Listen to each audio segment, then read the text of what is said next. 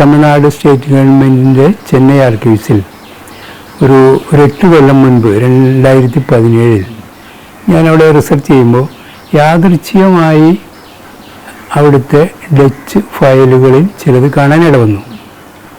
അങ്ങനെ അത് ചോദിച്ചു അവിടെയുള്ള ഡച്ച് ഫയലുകൾ ഏതാണ്ട് മുഴുവനായിട്ട് കാണാൻ എനിക്ക് പറ്റി. അപ്പോൾ എനിക്ക് താല്പര്യമുണ്ടായിരുന്നത് അതിലുള്ള സ്ലേവ് ട്രേഡിനെ കുറിച്ചുള്ള കാര്യങ്ങൾ അറിയുക എന്നുള്ളതായിരുന്നു പ്രഥമമായിട്ടുള്ള താല്പര്യം. ചെന്നൈ ആർക്കൈവ്സിലുള്ള മദർ ഇൻഡെക്സ് എന്ന് പറയാവുന്ന നമ്പർ 43 എന്ന് പേരിട്ട ഒരു ഇൻഡെക്സുകളുടെ സമാഹാരത്തിൽ അവിടെയുള്ള ഡച്ച് രേഖകൾ ഫയലുകളുടെ മൊത്തം പേരുകൾ ഉൾപ്പെടുന്ന 33 പേജുകൾ അതിനകത്തുണ്ട്. അതിൽ നിന്നാണ് ഞാൻ എനിക്ക് വേണ്ട സ്ലേവ് ട്രേഡിനെ കുറിച്ചുള്ള രേഖകളുള്ള ഫയലുകൾ ചോദിച്ചു വാങ്ങി പരിശോധിച്ച് കോപ്പി ചെയ്ത്. ഇത് കിട്ടിയ ഉടനെ തന്നെ കേരള ആർക്കൈവ്സിലെ അന്നത്തെ ഡയറക്ടറെ, എനിക്ക് സൗഹൃദമുള്ള അന്നത്തെ ഡയറക്ടറോട് ഈ കാര്യങ്ങൾ അറിയിക്കുകയും ഉടനെ തന്നെ ഞാനൊരു ഫേസ്ബുക്ക് പോസ്റ്റ് കൊടുക്കുകയും വൈകാതെ തന്നെ മാതൃഭൂമി ആഴ്ചപ്പതിപ്പിൽ അതിനെക്കുറിച്ച് എഴുതുകയും ചെയ്തു. ഈ കുറിപ്പ്, ചെറുതായിട്ടുള്ള ഈ കുറിപ്പ് കണ്ട് ഒരു MLA അത് കേരള നിയമസഭയിൽ ഒരു ചോദ്യമായി ഉന്നയിക്കുകയും ചോദ്യം അതിൻ്റെ പിറ്റേ ദിവസം ഹിന്ദുവിൽ അതൊരു വലിയ റിപ്പോർട്ടായിട്ട് കൊടുക്കുകയും ചെയ്തു. പിന്നെ ഞാൻ തന്നെ മുൻകൈയെടുത്ത് മറ്റ് 2 പത്രങ്ങളിൽ, ഒന്ന് കൗമുദിയിലും ഒന്നും മാധ്യമത്തിലും ഇതിനെക്കുറിച്ചുള്ള വാർത്തകൾ വരികയും ചെയ്തു കുറച്ച് മാസങ്ങളുടെ ഇടവേളയിൽ. ഈ 2017 മുതൽ കേരള ആർക്കൈവ്സിലെ പരിചയവും മറ്റും വെച്ച് നടത്തിയ സമ്മർദ്ദത്തിൻ്റെ ഫലമായി 2 കൊല്ലം മുൻപാണ് ഈ രേഖകൾ ചെന്നൈ ആർക്കൈവ്സിലെ ഹാർഡ് കോപ്പിയാണ് എനിക്ക് പരിശോധിക്കാൻ തന്നതെങ്കിലും ഏതാണ്ട് ഒരു 30 കൊല്ലം മുൻപ് തന്നെ നെതർലൻഡിലെ ലെയ്ഡൻ യൂണിവേഴ്സിറ്റിയിൽ നിന്നുള്ളവർ വന്ന് അവരുടെ സ്വന്തം ചെലവിൽ ഡിജിറ്റൈസ് ചെയ്യുകയും അതിൻ്റെ ഡിസ്കുകൾ ഒരു സെറ്റ് ചെന്നൈ ആർക്കൈവ്സിനെ ഏൽപ്പിക്കുകയും ചെയ്തു. ഈ ഡിസ്കുകൾ വളരെ സിമ്പിളായി പകർത്തി കൊണ്ടുപോരാം എന്ന അവസ്ഥ നമ്മുടെ ആർക്കൈവ്സിൻ്റെ ഡയറക്ടർ അടക്കമുള്ള ആളുകളെ ഞാൻ അറിയിക്കുകയും ചെയ്തു.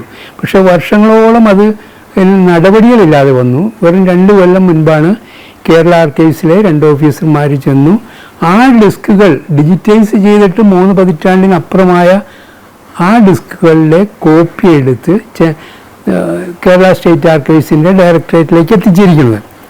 ഇതിൻ്റെ വിപുലമായ ഇൻഡെക്സ് എനിക്ക് കിട്ടിയ അതേ സമയത്ത് തന്നെ ഡയറക്ടറെയും മറ്റ് ബന്ധപ്പെട്ട ആളുകൾക്കും കോപ്പി ചെയ്ത് അയച്ചതാണ്. ഈ ഇൻഡെക്സിന് ഒരു ചരിത്രമുണ്ട്. നമ്മുടെ കേരള ചരിത്രത്തിലെ ക്ലാസിക് കൃതികൾ എന്ന് വിശേഷിപ്പിക്കാവുന്ന ചരിത്ര കൃതികളിൽ ഒന്നും തന്നെ ചെന്നൈ ആർക്കൈവ്സിൽ ഇങ്ങനെ ഒരു രേഖാശേഖരം ഉള്ളതിനെക്കുറിച്ച് പറയുന്നില്ല.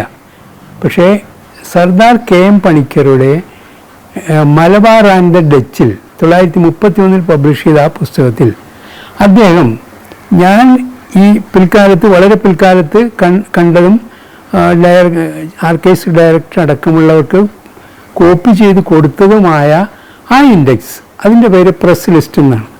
സർദാർ KM പണിക്കർ അദ്ദേഹത്തിൻ്റെ പുസ്തകത്തിൻ്റെ ആമുഖത്തിൽ പറയുന്നുണ്ട്, ഇങ്ങനെ ഒരു പ്രസ് ലിസ്റ്റുണ്ട് ഡച്ച് രേഖകളെക്കുറിച്ച്. പക്ഷെ ആ രേഖകൾ എവിടെ ഇരിക്കുന്നു എന്ന് അദ്ദേഹത്തിന് അറിയില്ല, അദ്ദേഹം കണ്ടിട്ടുമില്ല. പ്രസ് ലിസ്റ്റ് അദ്ദേഹം കണ്ടിരിക്കുന്നു. ആ പ്രസ് ലിസ്റ്റ് തന്നെയാണ് 90 കൊല്ലം കഴിഞ്ഞ് ഞാൻ കോപ്പി ചെയ്ത് ബന്ധപ്പെട്ട ആളുകളെ അറിയിച്ചത്. ഭാഗ്യത്തിന് ഒരു 5 കൊല്ലത്തെ സമ്മർദ്ദഫലമായി ഈ പത്രങ്ങളും അവിടെയും MLAയുടെ ഇടപെടലും എല്ലാം കൊണ്ട് അതിൻ്റെ ആ ഡിസ്ക് കോപ്പി ചെയ്ത് കേരള ആർക്കൈവ്സിൽ എത്തിക്കഴിഞ്ഞിരിക്കുന്നു. ഇതിനിടയ്ക്ക് തരൻ സാർ പറഞ്ഞതുപോലെയുള്ള ഡച്ച് രേഖകളുടെ ഒരു ചെറിയ ഫയൽ 90 ഫയലുകൾ എറണാകുളം റീജിയണൽ ആർക്കൈവ്സിലുണ്ട്. ആ ഫയലുകളെ വെച്ചുകൊണ്ടാകണം കേരള മുഖ്യമന്ത്രി ശ്രീ പിണറായി വിജയൻ 2-3 കൊല്ലം മുൻപ് നെതർലൻഡിൽ ചെന്നപ്പോൾ അവിടുത്തെ സർക്കാരിൻ്റെ ഒരു ഓഫർ ഇദ്ദേഹത്തിന് കിട്ടിയതായി പത്രവാർത്തകളിൽ കൂടി ഞാൻ മനസ്സിലാക്കിയിട്ടുണ്ട്. അവർ പറഞ്ഞത് നിങ്ങൾക്ക് കേരളത്തിലുള്ള ഡച്ച് രേഖകൾ തർജ്ജമ ചെയ്യാൻ ഞങ്ങൾ സഹായിക്കാം എന്നാണ്. മിഡിൽ ഡച്ചാണ്, പഴയകാല ഡച്ചാണ്.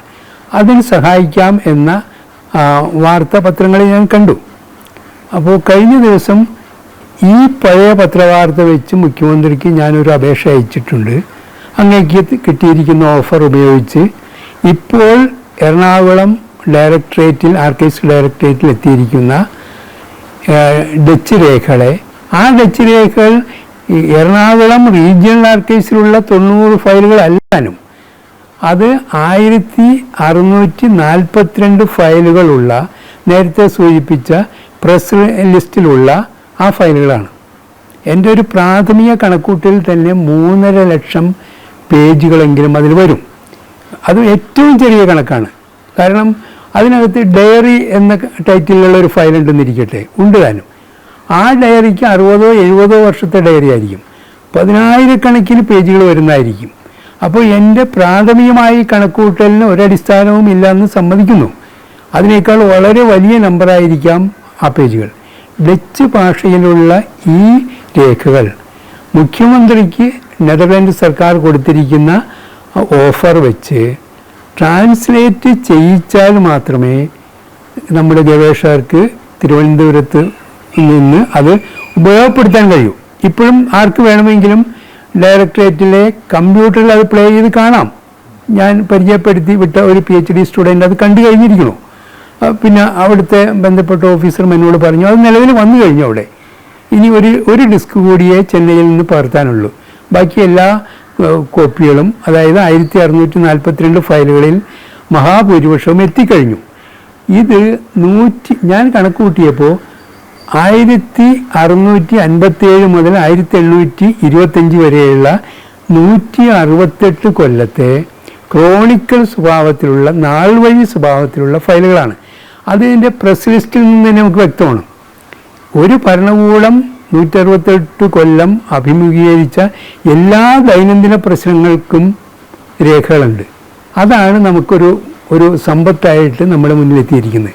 ഈ സമ്പത്ത് നമുക്ക് ഉപയോഗിക്കാൻ കഴിയണമെങ്കിൽ തരകൻ സാർ അടക്കമുള്ള ആളുകൾ, സീനിയർ ഗവേഷകർ, ചരിത്രകാരന്മാർ ഇവിടെ ഒരു ഇടപെടൽ കൊണ്ട് മാത്രമേ ഇത് നമ്മുടെ മുഖ്യമന്ത്രിയെയും സർക്കാരിനെയും കൊണ്ട് നെതർലാൻഡ് സർക്കാരിൻ്റെ ആ ഓഫർ ഫലത്തിൽ വരുത്താൻ കഴിയൂ എന്നാണ് എൻ്റെ ഒരു വിശ്വാസം.